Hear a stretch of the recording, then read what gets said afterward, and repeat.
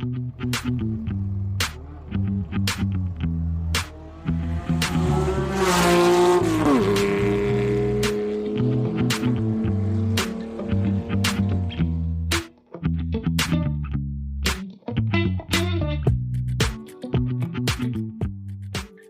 this is Andy.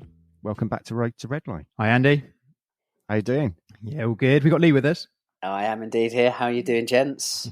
Yeah, not too bad. Good. So we're launched. Yes.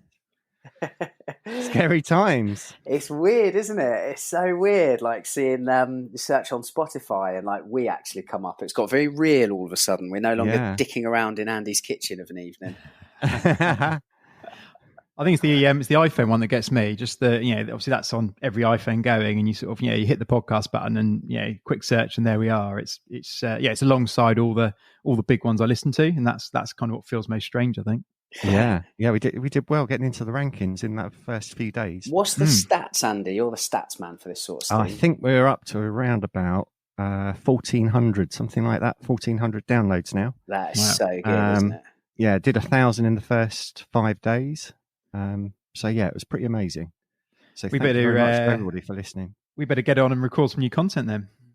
Well, yeah, we've had some technical issues, but I think we're finally getting there. Yes, that is the other thing I feel we should point out, because we do aim to bring a new podcast every week, of course. We're aiming for Sundays at the moment, give or take. However, we have had a few issues this week, haven't we, gents? Is it 3 failed interviews due to technology / blame Andy? Yeah. Cheeky bugger. It has been a little bit of a nightmare, isn't it? But we think we are out the other side. Yes. Yeah. I think it's just the battle of remote recording, isn't it? It's been a bit of a learning curve. We were set up for in-house recording, and then all the remote stuff we had to go back to square one. But I think, like I said, I think we cracked it. Yes, definitely. So kit has been bought, tech has been tried, and we are, roughly speaking, ready to go again. Thank you, incidentally, to everybody listening at home, to everybody that's given us feedback. Your feedback really does mean a lot to us. It's the best way we can learn, by hearing off you people at home. So thank you. Keep it coming. Also, drop us a line via the usual social media channels. Road to Redline's Instagram is at road.to.redline. And let us know who you'd like to hear from on this podcast as well. Big or small, we'd like to get as many stories on this podcast as possible. Isn't that right, boys? Yeah, 100%. All stories are good. Talking of stories, we've asked on Instagram for listeners' rides. So people have given us their story and some pictures. We're going to start posting those up on Instagram so that you can see who the other listeners are. Absolutely tops. Is there any other housekeeping, boys, or shall we dive into our lined up interviewee? Well, yeah, I think we should do. I think Joe could do a nice introduction into who they are and what they do. Yeah, so guys, I've talked a couple of times about our little 987 track car. And one of the things that we put on there fairly early doors, so it's had about a year of use so far, it's been an IPD Plenum, which, I know it sounds like a bit of an odd name, but it's essentially it's a machined intake with a special sort of internal surface to it that kind of has a Y shape to it, which is kind of their unique design. And then on top of that, we bolted a GT3 throttle body to give it sort of maximum input. So anyway, so this kit comes from a company called IPD Plenum, and we reached out to the guys there, and Greg specifically. He's very kindly said he'll come on and just talk us through the product and their company and a bit about what they're doing. Really interesting product. Can seriously vouch for it. Great piece of kit, and it's going to be really good to just get a bit of behind the scenes about what they're all about. So yeah, let's chat to Greg, IPD. Greg, hello from Road to Redline. We've got you on today to have a chat about IPD and obviously their products and the sort of thing that you guys have been up to, past, current, and hopefully maybe a bit of future as well. So welcome to Road to Redline, Greg. Thank you very much. Thank you for having me. Looking forward to this. Excellent. So just for our listeners that might not follow you guys already, or because you could. Hopefully, it's not unfair to say you're a relatively niche within your niche, if that makes sense. So obviously, we're a Porsche only or Porsche following podcast, and then obviously you're making a very specific enhancement product for the Porsche range. So could you just give us a very quick layman's overview of kind of your main core product set? Yeah, absolutely. Again, our product caters to the water-cooled era, so 1999 on up. And what the IPD Plenum does is it replaces the factory black plastic T intake with our cast aluminum Y design intake, which, it seems pretty, straightforward and common sense that, you want to improve laminar flow and maximize air velocity while minimizing air turbulence. And the IPD Plenum is a product of efficiency, and it splits and channels that air as it goes, into the engine versus, hitting that wall and then forcing a path of least resistance to the left and right banks. Been around for about, a little over 10 years. And obviously, when we first launched this, it was just a Southern California product, and it grew. And, now we sell it all over the world. We got, an amazing dealer network. And it's, we feel like we're a household name in the Porsche industry these days, but it hasn't been easy. And we've had to put our neck under the guillotine a few times to prove that it works. And, today we're doing well. I mean, last year was better than the year before, which was better than the year before that. So, I think things are going well, and we're still always trying to make things better each and every day. Brilliant. Okay, excellent stuff.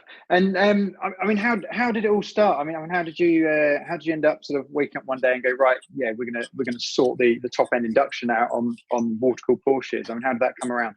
Yeah, well, that all started with the one of the owners here, a guy by the name of Turbo Mike, and when Turbo Mike was kind of he's like an old school hot rodder, played with all kinds of different cars, not just Porsches. And, was that, I call it the Smokey Eunuch effect. The guy who just, trial and error. This is before CAD. This is before, a lot of the technology that we have at our disposal now. And he would, he saw the T intake and thought, that seems less than ideal, less than optimum. And he just started he took the factory intake, what Porsche calls the air diffuser or air distributor, and he essentially put like a shoehorn in there that was bonded in there, and that was splitting and channeling the air. And he's like, wow, it actually seems like it's working. But what was happening as you created that merge with the splitter, it was coming up and it was kind of choking the inlet.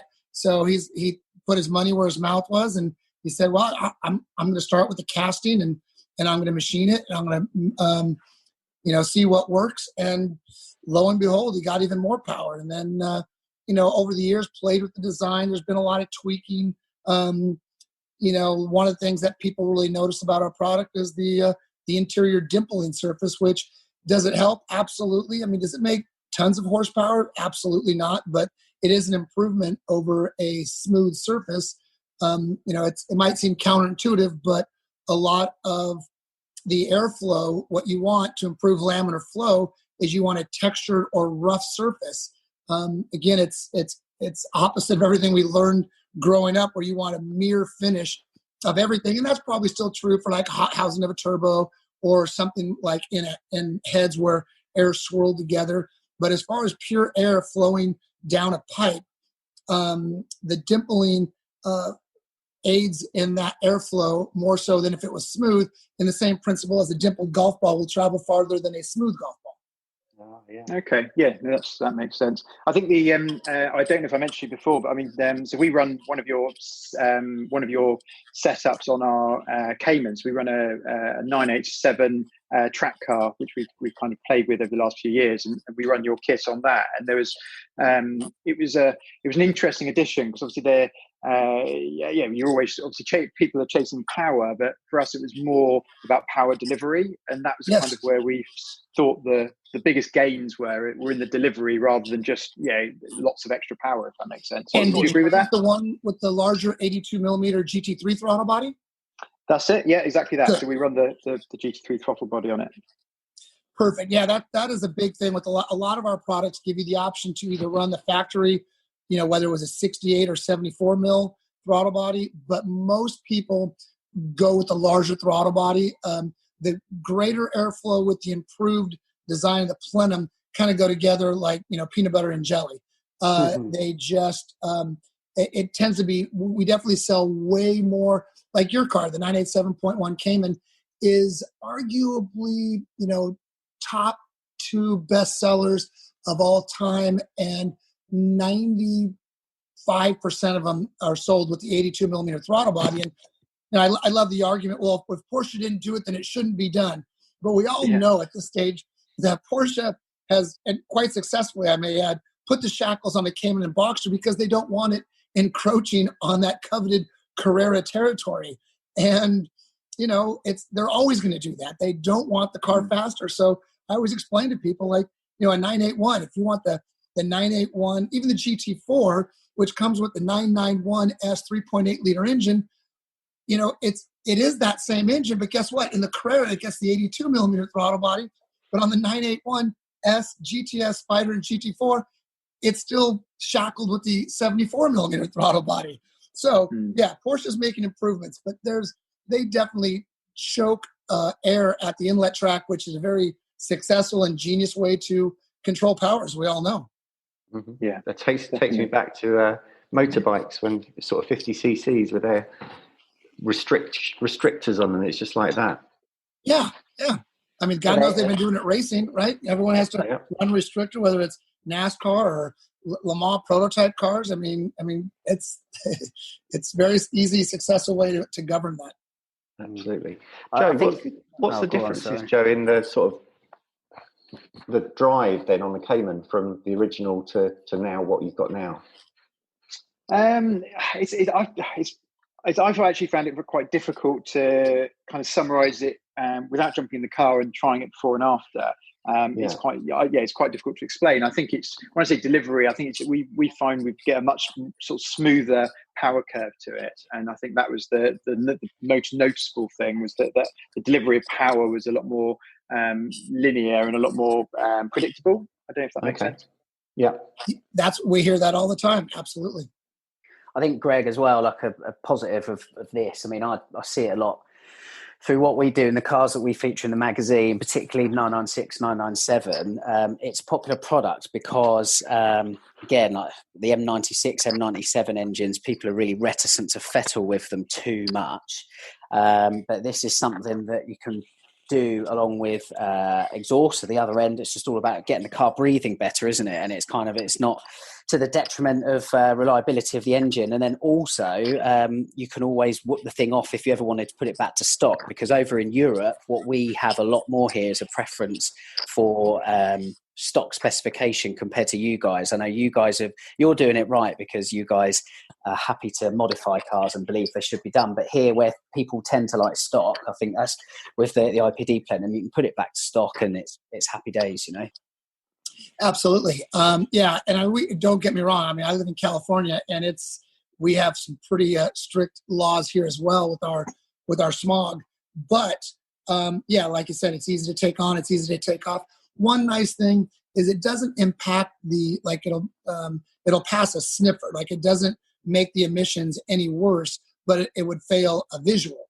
But with like some of the newer cars, you can't see this. It's all buried underneath the rear cladding of the car. I mean, God forbid you get like one of these smog Nazis that want to, assume the risk of taking apart your Cayman or Boxster interior to gain access to your engine compartment to do a visual inspection. I mean, and even the new stuff, all the new turbos. I mean, my God, you have to be a Porsche tech to get in there. So. Well, that's something I wanted to ask you. Yeah, that's something I wanted to ask you, Greg, to be honest, is, yes, by definition of the popularity of 996, 997 and 987, I'm sure you sold lots of those. But for 991 onwards, where Porsche has deliberately made it impossible for anybody to actually get to the flat six, how popular have the products been for you guys? Surprisingly popular. I'm always blown away. I think back in the day, more people seem to be a lot more reticent to mod their Porsches than they were, 10 years ago. And I think there's other companies like IPD who have also have the products out there that, a lot of consumers have more faith in the quality of high performance aftermarket products for late model Porsches. I think that, what happens with us is when cars were coming off warranty, we would see like a little spike in those sales. But now we have so many guys who, hey, I put your IP product on my 996, then I got a 997, then I got a 991. So I am blown away at how many people like, I go, hey, I'm like 2 weeks back ordered on these, but I'll get it out as soon as oh, no, my car's still in Germany. I don't take delivery of it for 3 months. I just want to make sure I get it from you. And I've ordered 3 before. It makes me feel good inside, obviously, that, people have that much, faith in our product and enjoyed it that much. But new cars, old cars, it seems that it hasn't really, people are very willing to just ignore their warranty and just dive right into it. Why, Gregory, why don't you think that Porsche has perhaps looked at what you guys are doing after the success of the product on the earlier cars, and then with, like, say, the 991, for example, just taken that technology or done their own version of it? Why do you think that's Well, I'll tell you what, that is the $1 million question, probably the question we've been asked more than any other question. And the simple answer is I have no idea, but my thought process behind it is Porsche, like any other car company, they develop and design and make a car that is good enough for that niche market. Like, hey, here's the Carrera for these people. Here's the Carrera S for these people. Here's the GTS for these people. Here's the GT3. So they make a bunch of different offerings to scratch each of those, proverbial itches in that market. And I think, we know that Porsche could put lighter wheels on. We know they could put, better tri-metal cats that could flow better and make power. We could, they even, reduce the weight of your rotating assembly, but they want to make an engine and a car that is good enough for that target market. So I always make the joke, the last time you let the engineers at Porsche do a zero compromise car, they came up with the 959, and we all know that nearly drove Porsche into bankruptcy, losing $80,000 to $100,000 on each car that left the factory. So, Porsche is the most profitable car company in the world because they are geniuses at building a car that's not only good and good enough, but just still exceeds all the customer expectations. But when they develop parts, they use it for future models and for future years. And, they make it good enough. Like I say, what we've done is we've just said, well, hey, there is room for improvement. But, did Porsche need that extra 15 horsepower? Well, you would think they would, but again, I think their mission as a new car company is a little bit different than guys like ourselves who can never get enough. Yeah, no, I think you're right. We had a similar conversation with Alex Ross up at Sharkworks a couple of weeks back, and oh yeah, Alex is a great guy. Eggs, top man, absolute top man. And Sharkworks have a similar outlook on it, that even with the GT cars, they're built for a wide, in Porsche terms, a wide-ish audience that's the car can apply to everybody and has a certain kind of cost limit. Whereas if you then go to Sharkworks, and then obviously for more cost, you can get more of a honed product, and it's similar to what you guys are doing, really. And I think cost comes down to it massively, because the Porsche item is plastic, isn't it? Right. So yeah, I totally see how kind of Porsche continue doing what they're doing, which is obviously great for you guys, because at the same time, that leaves a massive market open for you guys to do your business. So it's good for absolutely. everybody. You got second owners, third owners. It blows me away. We still sell plenty of 1999, cable plenums for that, first year 996. I don't sell them. They're not flying off the shelf like they were, 7-8 years ago, but good Lord, they're still moving. No, that's good to hear. Maybe you'll have another one being sold after this one. That would be good. I'm okay with that. Good. Absolutely happy days. I don't know if Joe, Andy, if you've got any questions you want to dive in on. Yeah, I was wondering what your role is, Greg. So we've heard about Mike that started the company, or started the sort of the introduction of the plenums. But what's your role personally? Personally, I am one of the owners, and I pretty much run the show here. I guess you'd call me a president, even though we all wear many hats. And I came on board with the company So backtrack even a little further. So when Turbo Mike first made this product, he was essentially driving around to the local shops, your speed galleries, your GMGs, your Stuttgart Performance, your Hergesheimers, a lot of those Southern California Porsche shops. And when a company called RSS was started, and the owner of that company actually hired me to represent brands like Car Graphic and Girodisc rotors, and we manufacture some of our own parts. And then we also had the IPD Plenum. And so I was essentially the North American rep for a lot of those places and did that for a few years. And then, there were some changes, and, Turbo Mike wanted to kind of take the show on the road himself, and he contacted me, and I'm like, that was of all the products we sold, it was the one that just was embraced. Everybody was happy about it. It was, universally 99% customer satisfaction rate.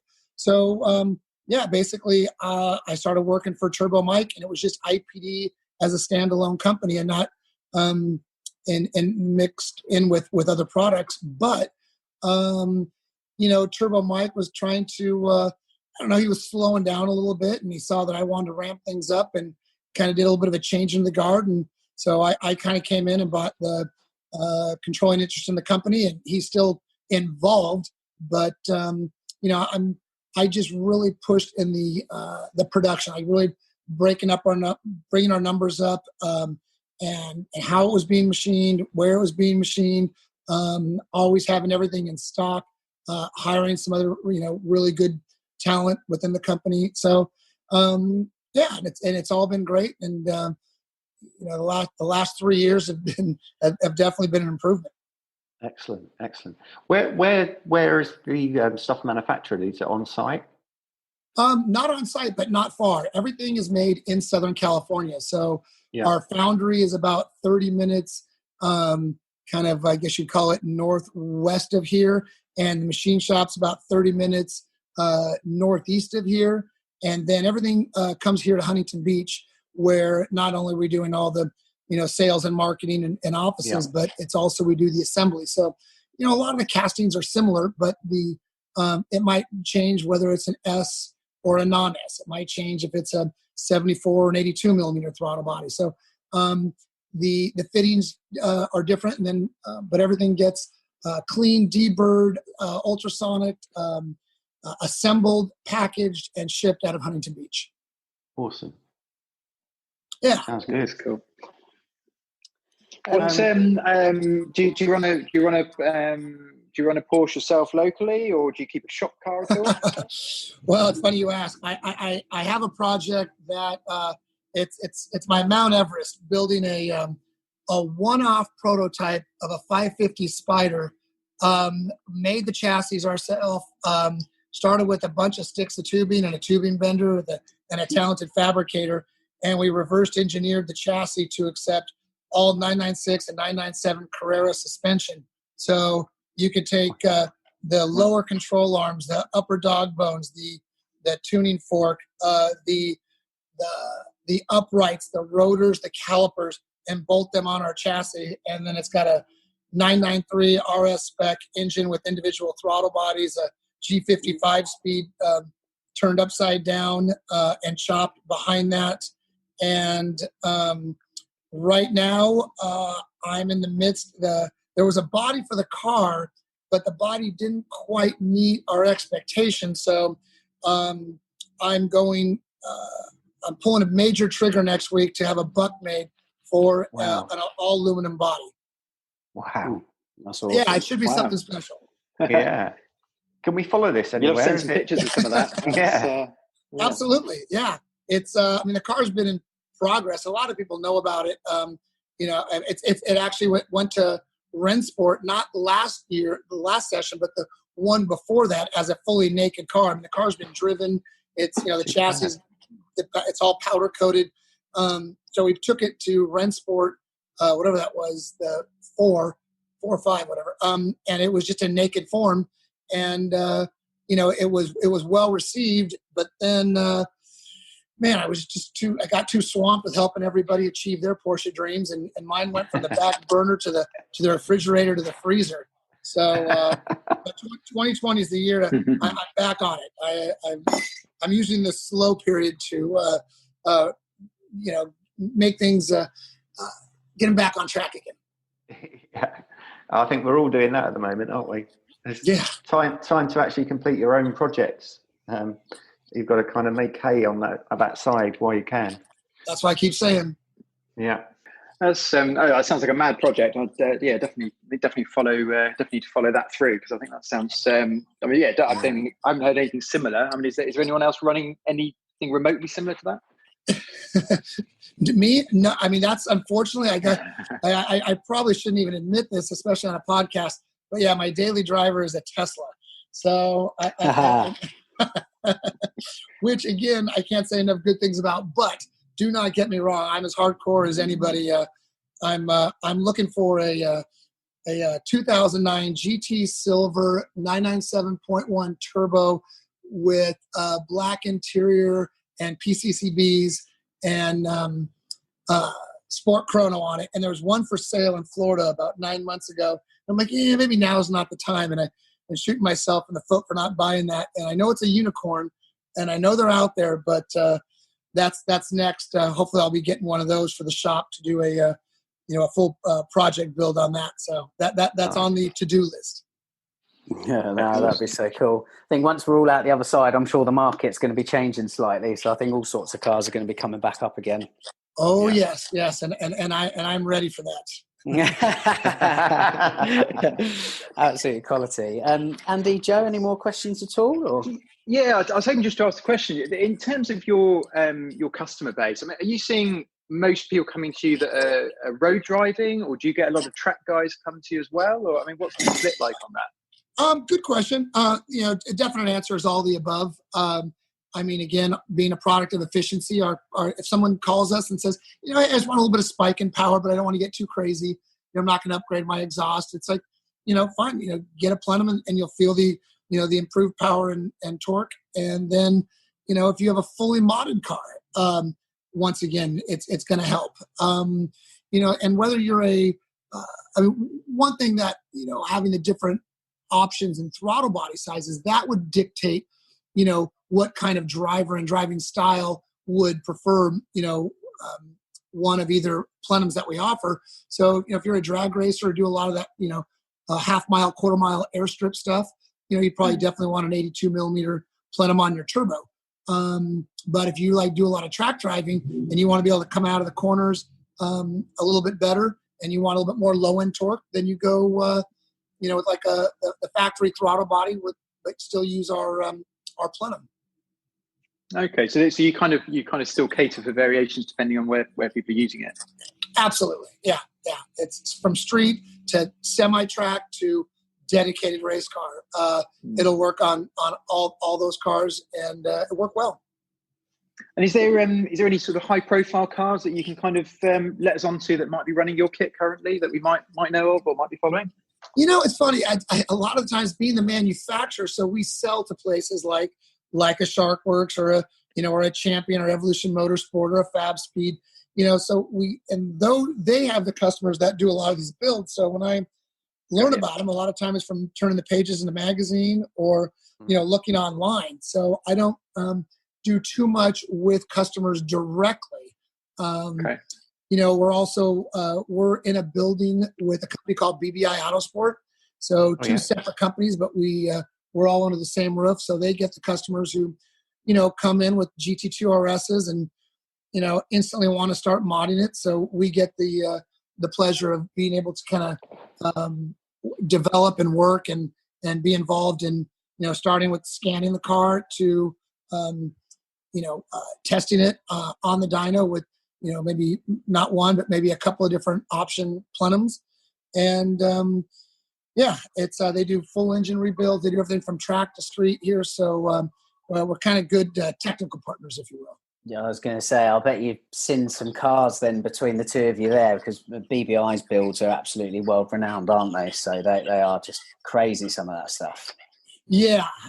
And it's, every car that leaves here that can, have a plenum pretty much gets a plenum, and especially with the turbo stuff. I mean, all the plenums work well in all applications, but being that the turbos with forced induction, it seems that they work just a little bit better. But oddly enough, the percentage gains are still similar from an NA motor to a turbo motor. But as we know, this, being that percentage, you see it's easier to realize 30, even 40 horsepower with the plenum on a turbo, where an NA motor's 15 to 20, maybe 30. Yeah, which is seriously impressive, because that figures at the wheels, isn't it, as well? So yeah, true. Yeah, no, that's really cool. Yeah, brilliant. I don't know, like say if Andy or Joe have got any more questions. Any new products coming, Greg? Well, I mean, we all know all the 992 stuff's coming. BBI just took delivery of a 992 Carrera S, so we kind of tore into that. Typical Porsche, what they do is they don't, when it comes to their intake, the overall dimensions of it kind of stay the same, but what they do is they'll add or subtract or change the diameter of a fitting. So that's kind of what they did with the 992. So we will make some adjustments to our casting, and then add the necessary fitting on top that it looks like the 992 is going to need. I haven't seen a 992 turbo up close and personal, obviously, but obviously when the second one comes around, I'll be tearing into that thing like a terrier at the sweat sock. You should pop round and see Magnus Walker, Greg, because I know he's got a 992 Turbo S at the moment, isn't he? Sitting in LA. Of course he does. Before pretty much any other journalist in the world has had a chance to drive it, so fair play. Yeah, I've seen him on the road, but I, as far as with the manufacturer plates, as a matter of fact, I saw there's 3 or 4 black ones driving, bumper to bumper, and they sounded good. They look amazing. Yeah, they do sound good. There's none over here in Britain as yet, but we look forward to that. We really do. Greg, look, what an absolute pleasure it's been chatting to you today. We really appreciate your time here on Road to Redline, and we wish every success to you, continue with IPD going forward. Oh, thank you. I appreciate that very much. Yeah, I enjoyed the conversation, and it's always nice, having a chat with people and not just exchanging emails all the time. Yes, absolutely. Yeah, definitely. No, really appreciate your time, Greg. Thank you again.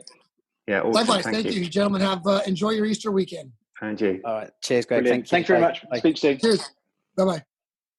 So, guys, that was great to hear, Greg. What do you think? Top man, absolute top man. And I'll tell you what was really good as well. It was nice to see someone who is clearly so passionate about his product. Someone who, really cares about the subject matter, heavily rooted in not just cars, but Porsche specifically, and is not just in it to make a truckload of money, which quite often does happen, may I point out. So, yeah, really, really refreshing, really insightful. Yeah, it was great. I really enjoyed the bit about the 550. I want to find out more about that. It's just it sounds like a mad bit of kit, doesn't it? It does. Yeah. It's just like the Americans do it properly, don't they?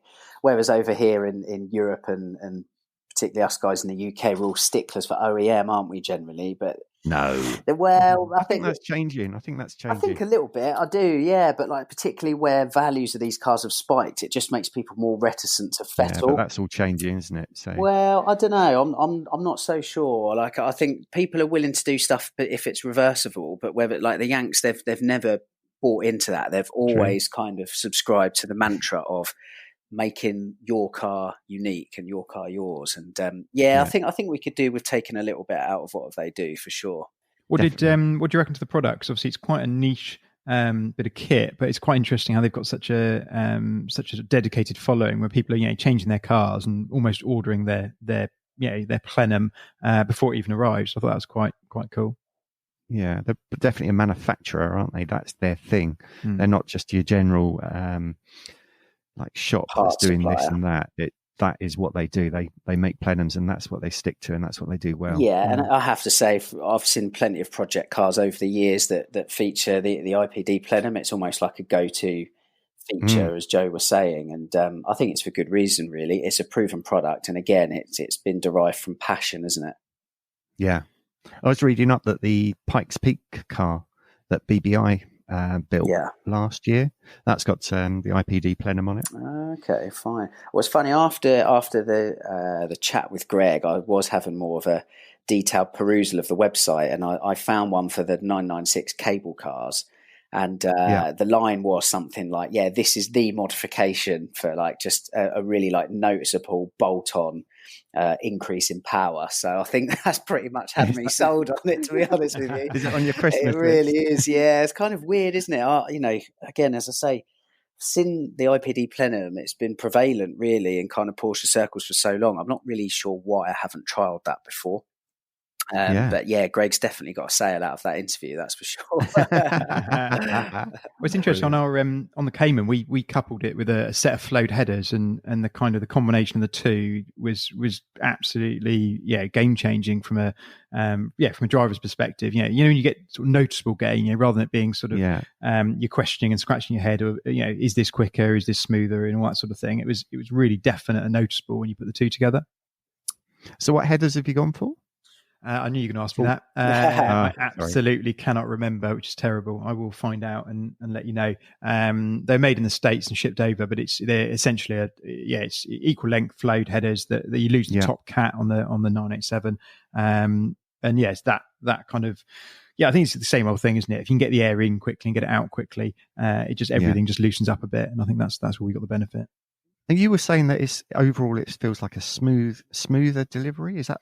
Yeah, I think it's power delivery rather than outright. Yeah, it's not like you bolt on a turbo and suddenly the whole thing's got a whole different level of power and punch. It's not that sort of product, I don't think. Well, it's not what we found anyway. It was much more a case of the delivery of the power was a lot smoother. It's really, really hard to quantify unless you sort of do that before and after test. It's really difficult to sum it up in a definite kind of, this is the result we got. Other than, yes, there's a definite result, but it's more of a feel as opposed to a power sort of punch, if that makes sense. Do you think it sort of smooths out the torque curve, or?